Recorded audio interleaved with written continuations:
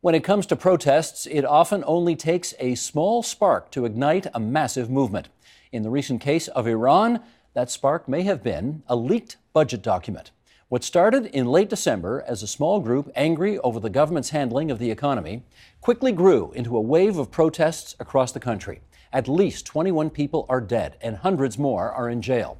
To discuss what this means for the future of Iran, let's ask Besma Momani. She is professor of political science at the University of Waterloo and the Balsillie School of International Affairs, also a senior fellow at CIGI, the Center for International Governance Innovation, and Saeed Rahnema, founding director of York University's School of Public Policy and Administration, and we're delighted to welcome you two back again for bad news.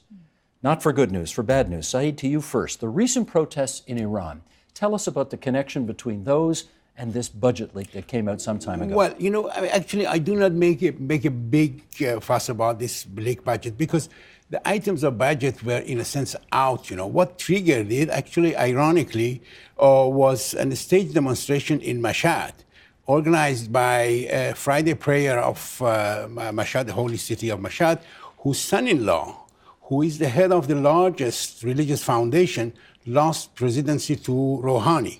So they staged it, but it got out of hand. Immediately others came out. You rightly said that it's a spark, but the sparks need an explosive situation which was brewing for a very long time.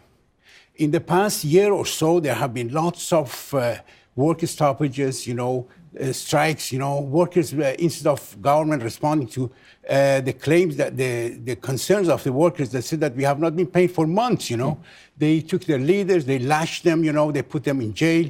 Also, you have got unemployed youth, and then you have got these lower middle classes who left their meager savings in all of these fake Islamic trusts, religious trusts that they had allowed to pop up, as a result of deregulation, collecting all of these monies and then declaring bankruptcy. So you have got a wide variety of things, and then led to this. All right, but all that having been said, Besma, I do want you to follow up on this because the conventional wisdom certainly is that when this budget leak came forward, indicating how the theocracy and many of its members were, exploiting their position at the expense of the people that Saeed has just been referring to, the conventional wisdom is that's the spark that got it going. Do you believe that? Well, it's actually, I think as Saeed pointed out, yes, the protests in Mashhad, I think, were led by Raisi. I think they were definitely an attempt to basically embarrass the Rouhani government and, frankly, put the blame on Rouhani and the government's inability to get the economy growing. But I think what happened here is that Rouhani said, wait a minute, I think I'm going to get you folks, the clerics, and expose you, because I think the leaks did come from the Rouhani branch of things, maybe not directly from his office, but some of his supporters. So he was trying to embarrass the clerics. Absolutely, because the clerics went after him. And remember, there's a succession issue here too. Yes.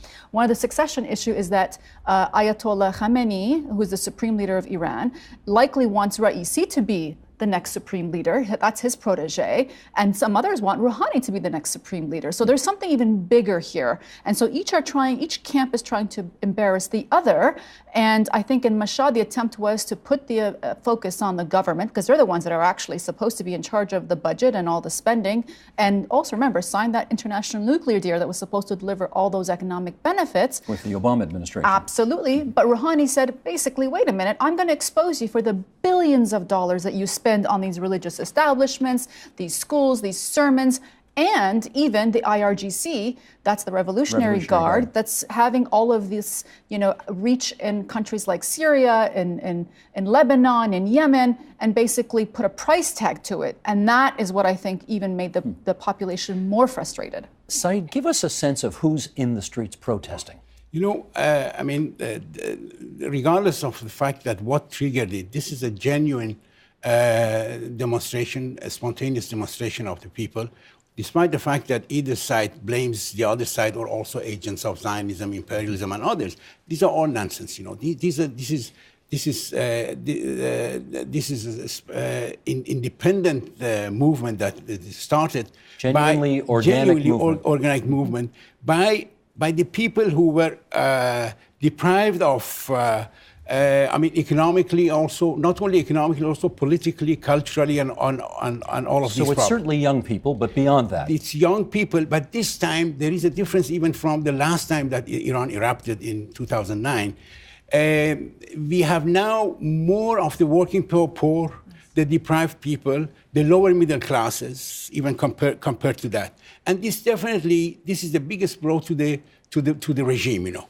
And now the main problem is that, of course, the notion of budget, the information of budget was more or less out, you know. I mean, people knew that because even if you go to the Farsi sites, you know, we see lots of references to this. What happens, of course, they knew that the parliament, the Majlis, will even add to the budget that Rouhani had arranged. The biggest item, of course, is for defense. I mean, we should not at the same time forget that Iran is in the middle of lots of conflicting situations outside, you know, and then despite the fact that its budget is not, military budget is not as outrageous as Saudi Arabia, which is 13%, it's only about 2.5%, but still they wanted to add to the Pasdaran, to the Islamic Guards, which have got the largest budget item even within the military establishment. Its budget is twice the budget of the regular army, navy, and air force, you know, so it's huge. But at the same time, there are many other problems that the regime is facing, you know, as a result of years and decades of mismanagement, corruption.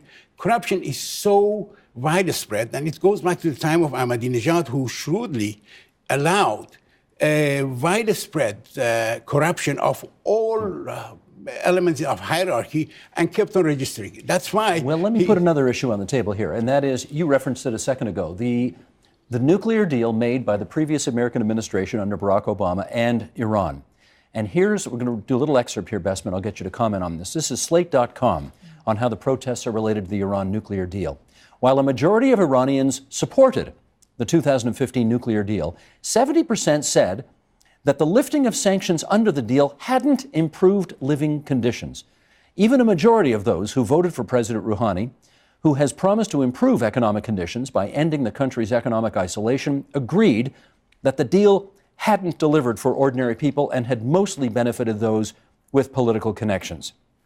I guess we need some better understanding of why this deal, which was supposed to alleviate sanctions somewhat and improve the economy in Iran somewhat, doesn't appear to have done that. What's your view?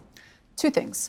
One, the economy technically is growing. I mean, what's interesting here is when the sanctions were lifted, the economy grew by 12%. That's a really high number. Last year, 4% projected, this year, 6%. The challenge is it's not trickling down to the people, partly because these clerics are skimming off the top. That's a big problem here. I mean, in some of these socioeconomically disadvantaged areas that we're seeing these protests, youth unemployment is as high as 40%. That's double the average even in Tehran. So there is a real problem of trickle down. I think we talk about the clerics as a religious establishment. What's increasingly, I mean, it's always been known, but what's interesting about this budget item in terms of it being exposed, everybody's known that these are business people. They're not just religious, zealots. They're actually business people with enormous conglomerates, economic conglomerates that run the economy. And they're basically stifling growth in the economy. So that's part of the challenge. That's, I think, one part of it. The second is the great deal of hope had been that there would be international investment that come in. And that, yes, we've seen a little bit of that come in from the Europeans, but we know with so much ambivalence happening with the Americans at this, a lot of companies are kind of afraid to do business with the Iranians. I mean, we see Boeing, for example, which may lose 150,000 jobs worldwide, many of them in the United States, if this deal is canceled by the Trump administration. So there are a lot of companies that are hesitant about investing in Iran for fear that the sanctions will come back or that they'll have a difficult time, as we saw some German banks, for example, to be taken to court for their double dealing in Iran and externally and not being in convention with some of the American bilateral sanctions that still remain. So the economic investment is not coming into Iran. And also, we have a challenge that the Iranian economy is also, main exporter is oil. 85% of its budget is oil. And oil prices are not what they used to be. Right. They're still stagnating at 55, maybe 60 with this latest challenge that we've seen in Iran. per barrel. And when we look at the budgets, for example, they're forecasting or using the estimation of $75 a barrel. So we're not getting the oil prices up nearly as high as what the Iranian economy needs. You know, I mean, we should take into consideration that actually we have got multiple states within Iran, you know. You have got the state run by the supreme leader, you have got one state by Rouhani, which is the regular government, and then you have got one state which is by religious and revolutionary foundations. These are controlling so many conglomerates, holdings, each of them in different areas. These are the confiscated properties from the time of the Shah, which continues up until today, you know. And are these three states in conflict with one another? They are not. The main issue is that the latter one that I said, that they control, nobody knows exactly because there are no accounts of these, but it's estimated that about 40% of the Iranian economy is controlled by these corporations, which do not pay taxes. Parliament and government have no control over it, and this is all distributed among them. So there is a main structural problem within the regime that even if they want to reform it, they are confronted with these, you know, with these problems. And then, in addition to that, of course, sanctions still are there. You know, I mean, it's true that some money were released, you know, but still there are lots of people, because of push of the Americans, who hesitate from investing in Iran. That creates more problem. And then at the same time, we have got other issues. The Iranian government itself is about 10% of the whole working population, you know. We have got close to 4 million civil servants and about close to 4.8 million retirees. So the biggest operative expense of the budget goes for these, you know. Then you have got the question of education. You have got the young population, you know, that about 30% of them are below 20. So all of these have created serious problem. You do not have one single authority who can say that you are responsible for this. It's a mess that continues, you know, because of all these conflicts. Right. Because you're on social media, I want to ask you about the world's most famous tweeter. Here's the president. Big protests in Iran. The people are finally getting wise as to how their money and wealth is being stolen and squandered on terrorism. Looks like they will not take it any longer. The USA is watching very closely for human rights violations. And he went on to tweet again, Iran is failing at every level despite the terrible deal made with them by the Obama administration. The great Iranian people have been repressed for many years. They are hungry for food and for freedom. Along with human rights, the wealth of Iran is being looted. Time for change. Besma, who inside Iran is actually seeing these messages, if anyone? Well, I mean, Iranians are online. I mean, this is a connected society. So they are reading this. And, you know, I am on Twitter a lot and following many of, even some of the Persian activists. And some are actually very happy with the comments that have come out of the president, but they see it as insincere, 100% insincere. This is not a man who's been good to the Iranian people. Specifically, you know, many people see the Muslim ban that he tried to impose as being actually directed toward them. I mean, as pointed out, the Iranians are very educated. They're quite cosmopolitan. Many of them are some of the most, you know, productive and intelligent people as either Iranian Americans or as even Iranians going to study in the United States. Some of the best universities a lot of them are like taking America, don't they? Absolutely. Yeah. So I think that there is this feeling this is insincere, and also, I mean, there has been both between, you know, both the Americans to the Saudis to the Israelis beating the drum of war against Iran for quite some time now. So, you know, there is a great deal of ambivalence. And I have to say, people are often saying online that I've heard from activists inside the country, yes, thank you. I mean, we all want regime change, but we don't want it through a method like Syria. We don't want to go through the crisis of Iraq to get to that point. Save us from that. So there's no hunger for a military intervention, and absolutely not an American-inspired or directed one. But I asked the question originally because from what I saw, the Iranian regime had attempted to shut down some social media sites. And I wonder how successful they were at preventing the message from going out by doing that. Well, the Iranian people are smarter than the regime. I mean, they're using VPNs. They're using ways of going around it. But look, absolutely, there has been, I've noticed already, the number of videos that have come out have decreased in the past few days. That's partly because they've issued statements that anybody who's seen videotaping may be arrested. I mean, so there is a crackdown. And intermittently, yes, the internet's been on and off. Telegram, which they use far more than Twitter, has been turned on and off. So there is some attempts. And they're also very interestingly trying to calibrate this, because one of the things that the Iranian regime learned from the Egyptian revolution is that if you turn everything off, you know what happens? People go to the streets even more to find out what's going on. So the last thing you want to do is actually shut everything off. So they're calibrating it very carefully, and the Iranian people are smart enough to get around it. What do you think the impact of the president's tweets have been? Well, I think Iranians, even if they read it, many of them do, I don't think they care, or the Iranians, I can say that not only, there is this enemy triangle of the regime from outside. Who's in the triangle? The triangle is Mohammed bin Salman of Saudi Arabia, Benjamin Netanyahu of Israel, and then Donald Trump of here. I have always said that anything these people say or do will harm the movement. They are the least respected people inside Iran, particularly Mr. Trump, And this is the problem. Anything that they say will really give lots of momentum to the militarists who want to take over. But Saeed, if they don't say anything, they'll be criticized for ignoring a potential revolutionary front within the country. But these three, are so well known that I don't think any Iranian, and Iranians are very intelligent people. They would take, as Basma rightly said, that they do not consider these people as sincere, so that they care about human rights or democracy or anything. Mm-hmm.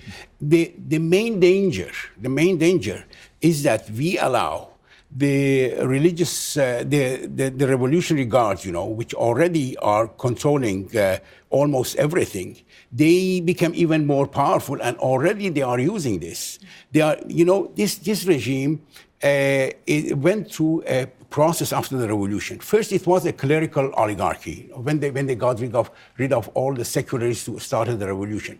Then, during the Iran-Iraq war, became clerical military oligarchy, and after that, during Rafsanjani and others, became clerical military and business oligarchy. And now this oligarchy is so closely knit together, it's so powerful.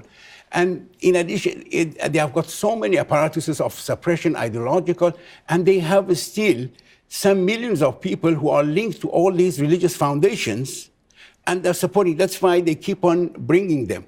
And they have always boasted that we have support of the people. And now we argue that if you really genuinely think that you have the support of people, why don't you agree for a referendum? You put a referendum, because they are losing even support from their own basis, and they know it. That's why they are very upset with it. Even the name of the referendum makes them very angry, Okay, let's come home. What, if anything, should or can Canada do to influence the events in Iran today? That's a great question. And, you alluded to it. It's a balancing act, right? I mean, saying nothing is not appropriate. I mean, you have to say something to support the protesters, to point out that absolutely their human rights record inside Iran is abysmal. The country's foreign policy is awful. I mean, one can go on all day. Canada should say something in support of those protesters, asking the Iranian government to be, to hold back, to show restraint, to not, crack down on peaceful demonstrators. All of that, that's great. I want to know if that matters, though. I mean, Chrystia Freeland, the Foreign Affairs Minister, actually did make a statement in solidarity with. Do people on the ground care about that kind of thing? You know what? I think it really does matter to them. Okay. That sort of support, it feeds them, it nourishes them, and it also, frankly, protects them. I mean, we see this even from political prisoners who have been in Evin prison, and I've heard it many a times from them. When they heard that that their plight is on, whether it's Jason Rezaian and other people who were arrested by the regime, when they know that their plight is on international media, it makes sure that they're treated better, that they're cared for. It's important to say something. Okay. But to think that somehow this is going to be the tipping point and the regime is going to or we're going to make some real change in the direction of this. No. Let's be honest with ourselves. Yeah. I think you're right. I differentiate between what Canada or European Union says and Trump and that triangle say. I think the people actually of Iran expect that governments such as these would support it, and particularly that now Iran is trying to re-enter Canada, through this embassy. Canadian government can make any improvement with the relationship conditional on the release of prisoners. So far, they have inside Iran they have declared 1,700 people have been detained only on the last week, in addition to all the political prisoners that they have. So the release of prisoners, respecting human rights. This is one thing, and there is another thing. Canada has become safe haven of many of these people who have stolen money and have ended up with their capital here. And the situation when gets worse, you will get more of these people coming to Canada. Canada should prevent this from happening, prevent Canada becoming a safe haven for all these thieves. Then let's look a little further afield. If Saeed's triangle of interveners are completely useless here, and if Canada, it's good to hear us, but frankly, we're not all that important, is there any actor on the world stage today who could be involved in this and have a positive contribution to make? I mean, the European Union really is, I think, the one all the analysts are looking for to comment and to be the voice of reason. Also, not just because, not to put the European Union on some pedestal here, normative or such, but more importantly, that's where the future investment in Iran is going to be, and that the regime cares about. At the end of the day, Rouhani and even the clerics, I believe, do want to make sure, because this is regime survival, that the economy does well. So they need European investment. It's not going to come from the Americans because, frankly, American laws are so complex that they're not going to be able to, even with a JCPOA deal, the international nuclear deal, all of that, it still makes it very difficult for regulations in terms of American businesses to invest. Can I understand this, though? You think that if Chancellor Merkel or the President of France, Macron, were to say something as in, stop beating up these people in the streets, that would have an impact? I think that if they say that, look, because they know, or I should say the regime knows, that the European Union are in support of the deal. They're the only ones keeping this together, frankly, at the international level, because we know the Americans want to squash it. So yes, I think if they say, look, we are going to be your future investors, we are the ones that are going to be helping your economy grow, this is your regime survival, you make sure that the Evin prison isn't overcrowded, you make sure that you stick to the Geneva Conventions, let go of peaceful protesters, absolutely, it makes a difference. Okay. And may I just add? I've got 20 seconds left. I mean, in addition to that, we need the support of the progressive people, because what is happening in Iran, we have got this movement, but the movement has no leadership, has no organization. No movement can survive without a front, and unfortunately, Iranian opposition is so divided. And so far as we have this division, the regime can survive. The only way to confront it is that all Iranian oppositions get together, and then confront something. Even in Canada, there have been lots of demonstrations, gathering, by different groups of people. They are not even getting together to do something against the regime. We appreciate both of you coming into TVO tonight, sharing your views on this. Besma Momani from CG and the University of Waterloo and the Balsali School, and Saeed Rahnema, the founding director of the School of Public Policy Administration, York University. Good to see you both. Thank you. The Agenda with Steve Bacon is brought to you by the Chartered Professional Accountants of Ontario, helping businesses stay on the right side of change with strategic thinking, insightful decisions, and business leadership. Are you on the right side of change? Ask an Ontario CPA.